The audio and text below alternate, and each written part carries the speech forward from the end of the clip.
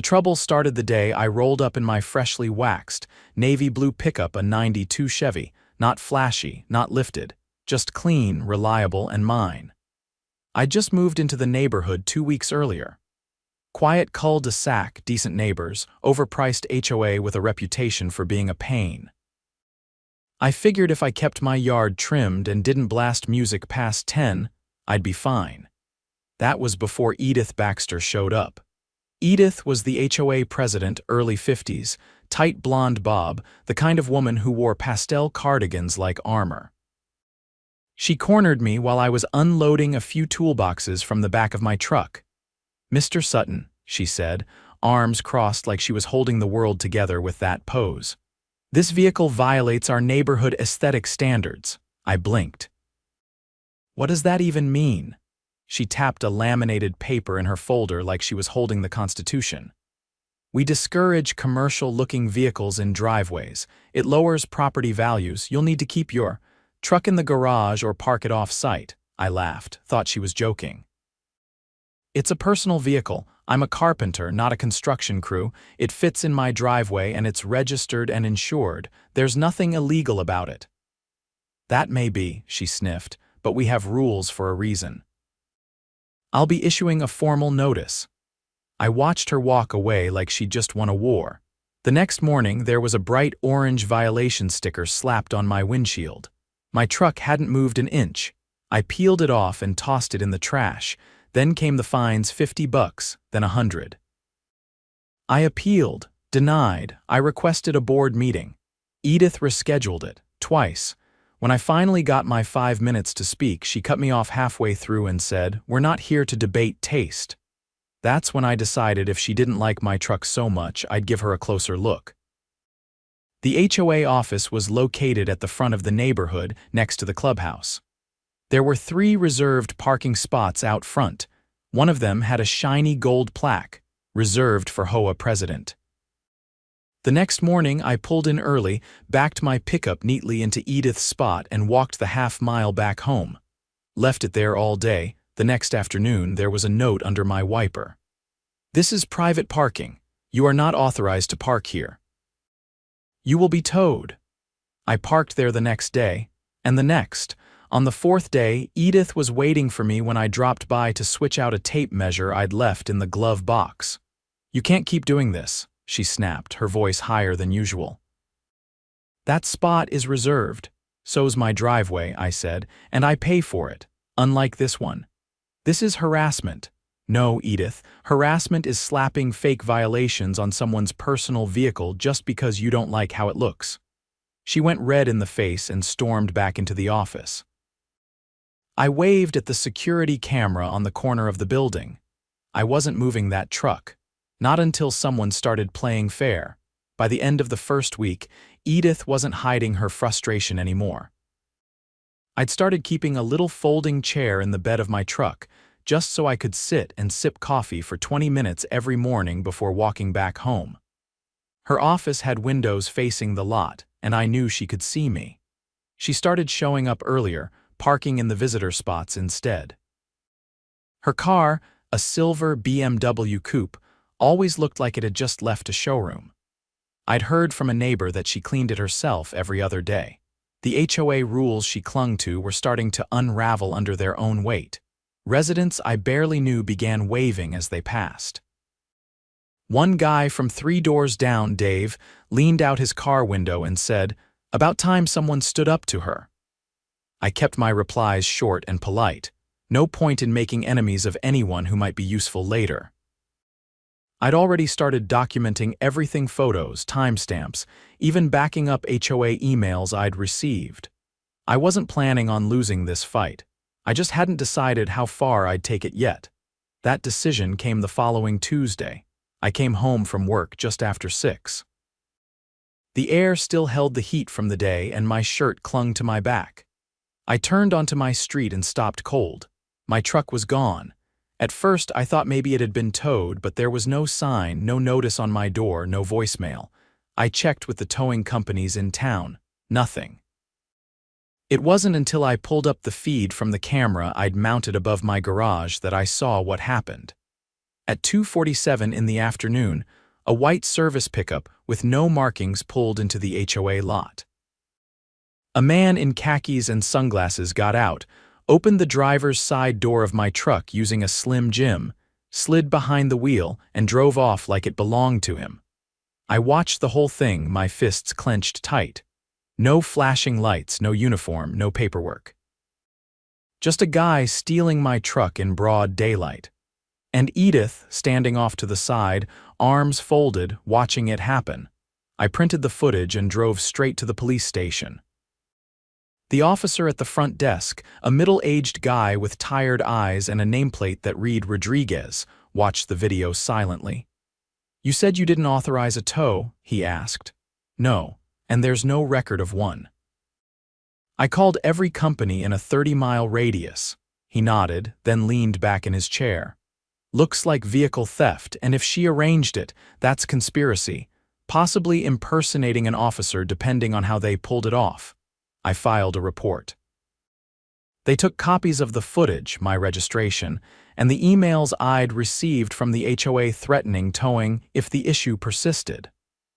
Officer Rodriguez promised to escalate it to the Property Crimes Division. The next morning, I walked to the HOA office. My truck was still gone and Edith wasn't in her usual parking spot. I knocked on the glass door. It opened after a few seconds, revealing a guy I hadn't seen before. Tall, maybe in his early 30s, with a clipboard in hand and a pinched expression. "You with the HOA?" I asked. "No," he said. "County Code Enforcement. We received several complaints about zoning violations and improper use of private property under a non-commercial charter." I raised an eyebrow. "Interesting. I didn't know the HOA could trigger county inspections." "They didn't." "Your neighbor 2 doors down did." He nodded toward Dave's house. "Turns out this office space isn't zoned for the kind of administrative activity they've been conducting, and that sign out front, not permitted." He flipped through his clipboard. "Also, that reserved parking spot. It's painted on common property. No ordinance allows a homeowners association president to claim a permanent space for personal use." "Mind if I stick around while you write it up?" I asked. He shrugged. "Public sidewalk. Knock yourself out." While he took pictures and scribbled notes, Edith finally showed up. She spotted me first, then the inspector. Her pace slowed, but she didn't stop walking until she was right in front of him. "I don't believe you have jurisdiction here," she said. He held up his badge. "Code enforcement has jurisdiction anywhere zoning laws are applicable. You're operating in a residential zone, Mrs. Baxter, not an administrative one. I'll be contacting our attorney." "You'll want to do that," he said. "You've got 7 days to cease operations here or face fines starting at $500 per day." She turned to me, her face tight with fury. "This is your doing. You stole my truck." Her eyes flickered just for a second, then she recovered. "It was removed for violating HOA policy." "By who? You never filed a tow order, no companies claiming the job. That makes it theft, and the police agree." She didn't respond, just turned and walked inside, slamming the door behind her. 2 days later, I got a call from the precinct. They found my truck parked behind a private storage facility 15 minutes outside of town. No plates, battery disconnected. A tow company employee admitted to being paid in cash by a woman in a blue blouse to remove a nuisance vehicle and keep it off the books. The facility's security cameras confirmed it. Edith was on tape, handing over a thick envelope. They arrested her that Friday. The charges were serious: conspiracy to commit vehicle theft, misuse of HOA authority, and obstruction. Her bail was set high, and she didn't make it out that weekend. Word spread fast. By Sunday morning, neighbors were knocking on my door. Some apologized for not stepping in earlier. Others brought over copies of their own ridiculous HOA fines and letters. Turns out, I wasn't the only one Edith had targeted. She'd find a retired couple 2 blocks over for using beige curtains instead of white. Another guy got cited for having too many tomato plants in his backyard. I started collecting everything. One by one, neighbors emailed me copies of notices, violation slips, and HOA newsletters going back years. A pattern emerged. Edith had been selectively enforcing rules, fining people she didn't like, and ignoring complaints from those she favored. By the following week, we had a full binder. I called a meeting, not through the HOA, but at the community park. 42 residents showed up. I laid out the evidence, then introduced a lawyer friend of mine, Carmen, a former city attorney who dealt with HOA abuse cases before. She explained how we could call an emergency election, dissolve the current board under state law, and file a class action to recover improperly collected fines. People were fired up. A petition started circulating that night. As for my truck, I parked it in front of the clubhouse every day for a week after Edith's arrest. No one said a word. The gold plaque on her reserved spot was quietly removed, the paint scrubbed off by a maintenance worker in silence. Edith's court date was scheduled for early next month, and we planned to be there, every last one of us. Not with pitchforks, but with paperwork, testimonies, photos, and a binder full of receipts. 2 weeks after Edith's arrest, the community newsletter skipped its usual delivery. No updates, no passive-aggressive reminders about grass height or mailbox color. The silence was deafening in a neighborhood that had grown used to weekly doses of micromanagement. People noticed. They also noticed the broken lock on the HOA's office door, the one someone had clearly forced their way through after the police sealed it during their investigation. I stood on the sidewalk across the street, arms folded, watching a locksmith work under the supervision of a uniformed officer. The locksmith shook his head and muttered something I couldn't hear. Officer Danner, the one handling the HOA case, spotted me and waved me over. "You ever come in here before?" he asked, gesturing toward the office. "Only once." Edith made sure no one got past the front counter. He stepped aside, motioning toward the open doorway. "You should take a look." The office was smaller than I remembered. The blinds were drawn, giving the fluorescent lights a sickly green hue. Filing cabinets lined the back wall, one drawer left open with papers spilling out. The place had been ransacked, but not in a hurry. Whoever did it had time. Carefully removed documents, pulled hard drives, left little behind. Danner pointed to the desk.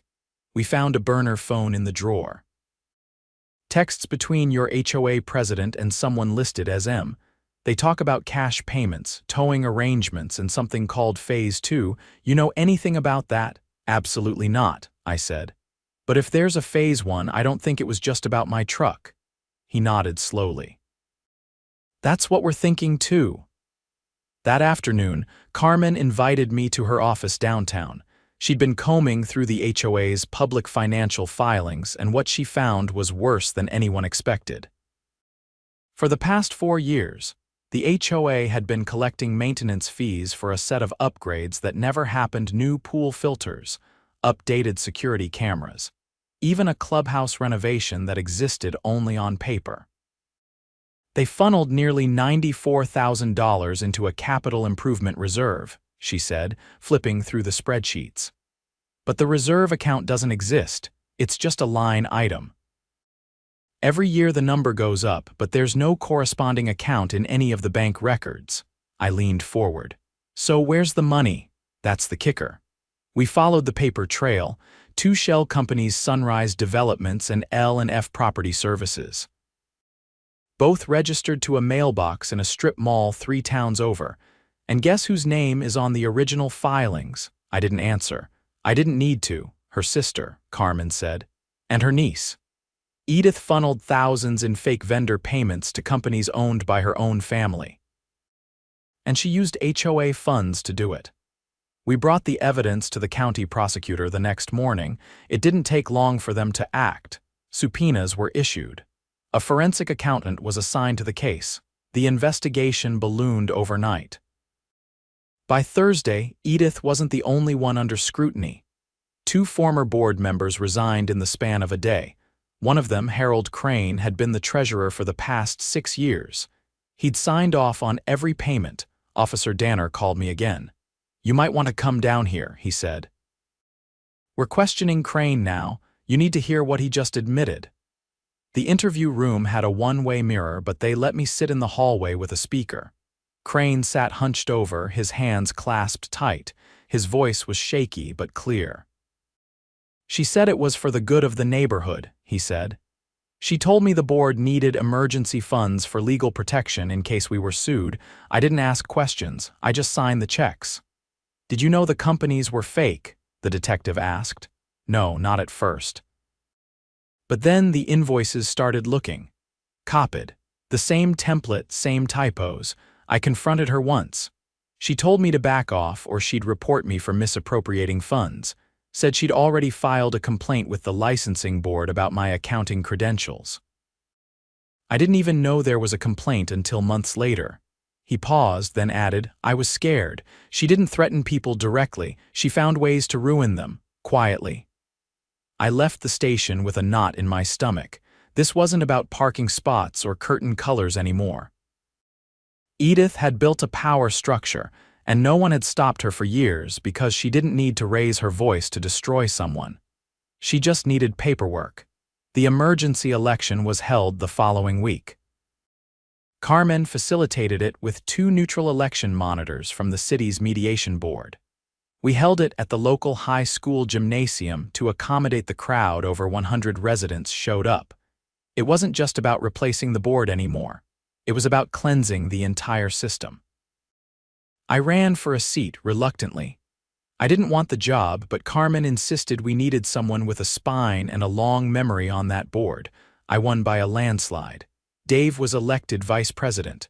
A retired teacher named Linda took the treasurer role. We passed a bylaw that night requiring all board meetings to be publicly recorded and posted online within 24 hours. We also voted unanimously to suspend all ongoing fines and initiate a full refund process for any violations issued without due process. Carmen drafted the resolution. I read it aloud. The applause lasted 2 minutes. The next morning, I returned to the HOA office, this time with keys. It was surreal unlocking the front door. The place still smelled faintly like air freshener and toner. I walked to the back cabinet, the one Edith never let anyone near, and opened the bottom drawer. More invoices, more files. A ledger labeled Special Projects. I photographed everything and sent it straight to the prosecutor's office. 3 days later, the county froze the HOA's old operating account. Edith was denied bail after the prosecutor revealed she had attempted to wire funds to an offshore account in Belize. Her sister and niece were both indicted on charges of wire fraud and money laundering. Crane took a plea deal and agreed to testify. The trial was set for early spring. In the meantime, we got to work. We replaced the broken pool filters ourselves. Dave donated the lumber. A couple of teenagers helped carry supplies. Linda organized a community cleanup day. Someone brought a grill. Someone else brought lemonade. For the first time since I'd moved in, the neighborhood felt like a neighborhood, the pickup, still running fine. I parked it right in front of the HOA building every day. No gold plaque, no reserved sign, just a truck doing what it was meant to do: haul, carry, and stand its ground. One afternoon, as I was locking up the office, a woman I hadn't met before approached. Mid-60s, sunglasses perched on her head, holding a manila envelope. "I heard what you did," she said. "This was my husband's house. He passed last year. Edith fined me for keeping his rose bushes, said they violated landscaping uniformity. I still have the letter." She handed me the envelope. Inside were copies of every notice she'd received, every check she'd written, every receipt, all in chronological order. I looked up. "We'll make it right." She nodded once, then turned and walked away. We weren't just fixing a neighborhood. We were undoing years of fear, one envelope at a time. By early autumn, the neighborhood had transformed. Gone were the beige plastic violation slips taped to mailboxes. Gone were the whispered complaints and the constant tension. With Edith awaiting trial and her enablers either indicted or disgraced, the community had started breathing again. But the storm wasn't finished, not yet. Linda, our new treasurer, called me one evening with a voice tight with concern. She'd been reviewing a stack of archived bank statements we'd recovered from the HOA's second storage unit. the one we didn't even know existed until a former maintenance worker tipped us off. There's a set of monthly transfers, she said. Always dated the second Friday. They go to a separate account not in the main logs. The memo lines are vague: consulting, outreach, property compliance assistance, but the amounts don't match any approved budget. How much are we talking? Just over 120,000. Spread out over 4 years. We met that night in my garage where I'd set up a makeshift desk beside the shelves of tools and lumber. Linda laid out the paperwork in neat rows, each transfer highlighted in yellow. At the end of the table was a single page that stood out: a disbursement to an organization called Haven Reach. I glanced at it. Never heard of them. Neither had I, so I called the IRS. They're not a nonprofit, not even a registered LLC. So what are they? She hesitated. A front. Carmen joined us 20 minutes later, eyes scanning the documents with increasing urgency. You said Edith's niece was involved in one of the shell companies, right? She asked. Yeah, I said. L&F Property Services. She nodded once. Haven Reach is tied to a P.O. box in the same complex. Different name on the registration, but the handwriting matches. I've seen it on 2 other documents. What does that mean for us? Linda asked. Carmen looked up. It means Edith was running a long con. She wasn't just embezzling through fake vendors. She was laundering HOA money through a fabricated nonprofit, and it gets worse if she claimed those payments as charitable donations on any tax returns. That's federal. We brought it to the district attorney the next morning. By the following week, a federal fraud investigator was assigned to the case. Edith's initial charges, already serious, were expanded. The new indictment added tax fraud, wire fraud, and conspiracy to commit financial crimes across state lines. One of the shell companies had received a transfer routed through a bank in Nevada, which triggered federal jurisdiction. Meanwhile, we had more work to do. The community still needed healing, and the legal battles were far from over. Carmen recommended we host a transparency forum, something to reset expectations, open the books, and allow residents to ask questions directly. We held it on the clubhouse lawn. Folding chairs filled up fast, and neighbors brought their own when spots ran out. Dave set up a borrowed PA system, and Linda brought charts showing where our money had gone and where it would go now. When it was my turn to speak, I didn't talk about Edith. I talked about the future. This place was built on silence, I said. On people trusting that someone else was watching the books, enforcing the rules, doing the right thing. That silence almost cost us everything. We've got HOA bylaws now that require every expenditure to be published within 48 hours. We've got community votes on all non-emergency spending. And we've got each other. That's how we move forward. Applause followed, not polite clapping, but real, sustained applause. People who'd barely spoken to their neighbors before were shaking hands, making plans. It wasn't flashy, but it was real. 2 weeks later, I received a call from Special Agent Riley with the IRS Criminal Investigation Division. He'd been reviewing the forensic audit results Carmen helped compile. We found something else, he said. There were personal income tax returns filed by Edith that claimed over $60,000 in charitable deductions to Haven Reach. Not only is that fraudulent, but we have evidence she submitted forged donation receipts to support the claim. Does that help our case? It helps everyone's case, he said. Especially yours. If the community votes to pursue civil damages, this strengthens your position tenfold. We did vote. 91 homeowners signed onto a class action suit seeking restitution for illegally collected fines, fraudulent assessments, and punitive damages. Carmen filed the suit in Superior Court, naming Edith, her niece, her sister, and both shell companies. The court date was set for mid-December. In the meantime, the federal case moved forward. Edith's attorney tried to negotiate a plea deal, but the DA wasn't interested in leniency. Too many people had been hurt. Too much trust had been shattered. The judge denied bail again, citing flight risk and continued danger to the community's financial security. And then, the final blow came from an unexpected source.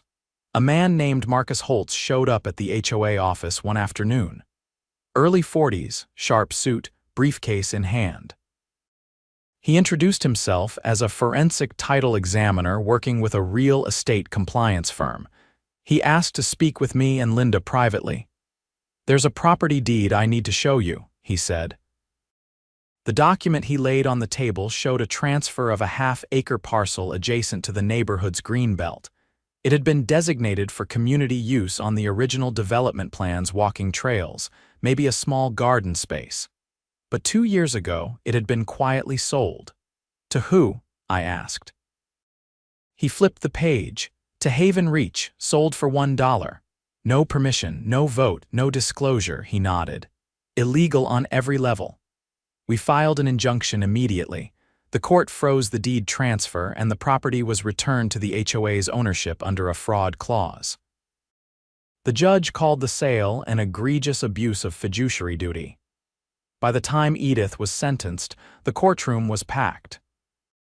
Residents filled the benches, many wearing navy blue shirts with the words "We Remember" printed across the chest, a nod to the color of my old pickup, the spark that started everything. She was convicted on all counts: embezzlement, wire fraud, tax fraud, conspiracy, and unlawful transfer of community assets. The judge sentenced her to 17 years in federal prison without parole. Her niece received 6, her sister 4. Outside the courthouse, no one celebrated with balloons or banners. But there was justice in the air, thick and satisfying. People hugged. Others cried. Some just stood with hands in their pockets, watching the building as the last pieces of Edith Baxter's empire crumbled behind its doors. Back in the neighborhood, things settled into something better than peace. They settled into accountability. We used part of the restitution funds to install a community garden on that reclaimed greenbelt parcel. The rest went into a transparency fund, with every dollar tracked and published. We retired the HOA's old name, too.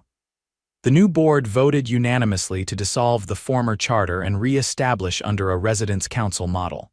No president, no reserved parking, just neighbors. As for the truck, still runs like a dream. I keep it polished but not perfect. It's a symbol now not of rebellion but resilience. I park it in a different spot every week, sometimes by the clubhouse, sometimes near the garden, sometimes right outside the new community workshop we built in the old HOA office. One afternoon, a teenager from down the block asked why people always smiled when they saw it. I told him the truth. Because once, someone tried to make it disappear, and instead it made everything visible. He nodded like he understood, and I think he did.